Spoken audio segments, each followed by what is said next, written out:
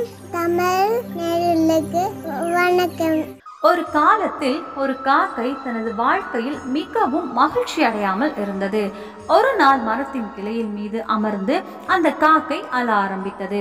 அங்கிருந்து வந்த பகவான் ஸ்ரீ கிருஷ்ணர் காகத்தின் கண்ணீருக்கு என்ன காரணம் என்று கேட்டார். காக்கை சொன்னது, நான் ஒரு புத்திசாலி, ஆனால் நான் என் வாழ்க்கையில் மிகவும் வருத்தமாக இருக்கிறேன். யாரும் என்னை நேசிக்கவில்லை, மக்கள் என்னை வெறுக்கிறார்கள், அவமானத்தில் இருக்கிறேன், யாரும் சாப்பிட எதுவும் கொடுக்க மாட்டார்கள், எல்லோரும் என்னை வெறுக்கிறார்கள், என்னை விட மரணமே சிறந்தது என்று காக்கையின் வார்த்தையை கேட்ட கிருஷ்ணரின் இதயம் இரக்கத்தால் நிறைந்தது. காக்கையிடம் கூறினார், நண்பரே, நாம் எந்த நிலையில் இருந்தாலும் மகிழ்ச்சியாக இருக்க கற்றுக்கொள்ள வேண்டும். ஆனால் காகம் கிருஷ்ணரின் ஞானத்தை புரிந்து கொள்ளாமல் அழுது கொண்டே இருந்தது. அப்போது கிருஷ்ணர், வருத்தப்படாதே, நீ என்னவாக விரும்புகிறாய் சொல்லு என்றார். என் மந்திரத்தால் நான் உதவி செய்கிறேன். காக்கை மகிழ்ச்சி அடைந்து, நீங்கள் எனக்கு ஒரு உதவி செய்ய விரும்பினால் தயவு செய்து என்னை அன்னமாக்குங்கள் என்று சொன்னது. சரி, நான் ஆக்குகிறேன். அதற்கு முன்னால் அன்னம் வாழ்வில் மகிழ்ச்சியாக இருக்கிறதா இல்லையா என்பதை நீ போய் கண்டுபிடி. அதுவரை நான் உனக்காக இங்கே காத்திருக்கிறேன் என்று கூறினார். காக்கை மகிழ்ச்சியுடன் பறந்து பறந்து அன்னம் ஒரு குளத்தில் நீந்துவதை கண்டு காக்கை அன்னத்திடம் சென்று, நீ எவ்வளவு அழகாக இருக்கிறாய் என்றது. பாலை போல வெண்மையாக அனைவரும் உன்னை நேசிக்கின்றார்கள். நீதான் உலகின் மகிழ்ச்சியான பறவையாக இருக்க வேண்டும் என்று காக்கை அன்னத்திடம் சோகமான இதயத்துடன் சொன்னது. அதற்கு அன்னம் கூறியது, இல்லை நண்பரே, நான் மகிழ்ச்சியாக இல்லை. உலகில் எத்தனையோ அழகான நிறங்கள் உள்ளன, ஆனால் என்னிடம் நிறம் வெள்ளை மட்டுமே உள்ளது.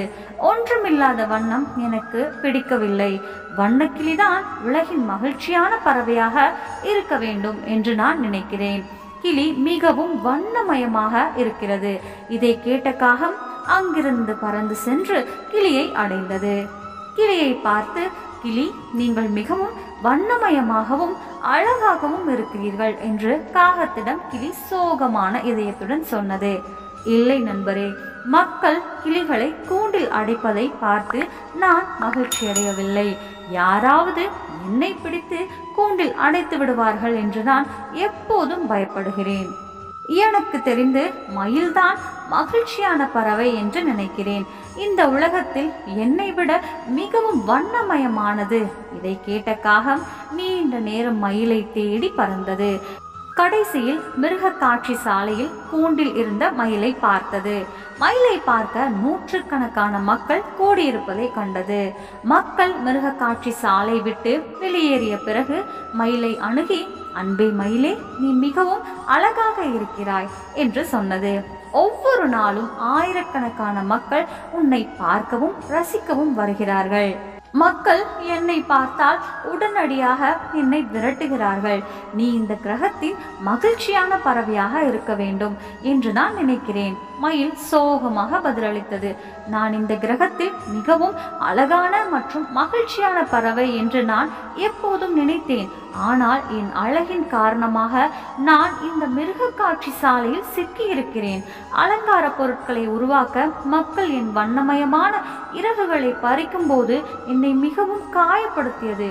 ஒரு ஆழமான பெருமூச்சு விட்டு, நான் மகிழ்ச்சி அடையவில்லை என் நண்பரே என்றது. காக்கை மயிலிடமிருந்து இதை கேட்டு ஆச்சரியமடைந்தது. பின் காக்கை மயிலிடம் கேட்டது, சரி, நீ மகிழ்ச்சியாக இல்லை என்றால் உலகில் மகிழ்ச்சியான பறவை யார் என்று நீ நினைக்கிறாய்? அதற்கு மயில் சொன்னது, நான் மிருக காட்சி சாலையில் மிகவும் ஆய்வு செய்தேன். கூண்டில் அடைக்கப்படாத ஒரே பறவை காக்கை என்பதை நான் உணர்ந்தேன். சந்தோஷமாக எல்லா இடங்களிலும் சுற்றி திரிகிறது. இதை கேட்ட காகம் சந்தோஷம் அடைந்தது. நான் சுதந்திரமாக இருப்பேன். காகம் அங்கிருந்து பறந்து சென்றது. இன்று முதல் முறையாக நான் ஒரு காகமாக இருப்பதில் மகிழ்ச்சி அடைந்தது. மீண்டும் கிருஷ்ணரிடம் வந்து, நான் வேறு எதுவும் ஆக விரும்பவில்லை, நான் நானாக இருக்கிறேன் கடவுளே என்றது. அதற்கு கிருஷ்ணர், நீ ஒரு புத்திசாலி என்று கூறினார். காகம் சந்தோஷமாக பறந்து சென்றது. நீங்கள் உங்கள் வாழ்க்கையை பார்த்தால் எது நமது பிரச்சனை என்று கண்டுபிடிக்கலாம். மற்றவர்களுடன் தேவையான ஒப்பீடு செய்து சோகமாகி நம்மை நாமே சபித்துக் கொள்கிறோம். நம்மிடம் இருப்பதை நாம் சொல்ல மாட்டோம். இவை அனைத்தும் மகிழ்ச்சியற்ற தீய சுழற்சிகளுக்கு வழிவகுக்கிறது. உங்களிடம் இல்லாததை பார்ப்பதற்கு பதிலாக உங்களிடம் இருப்பதை பார்த்து மகிழ்ச்சியாக இருக்க கற்றுக்கொள்ளுங்கள். உங்களை விட அதிகமாகவோ அல்லது குறைவாகவோ இருப்பவர் எப்போதும் இருப்பார்.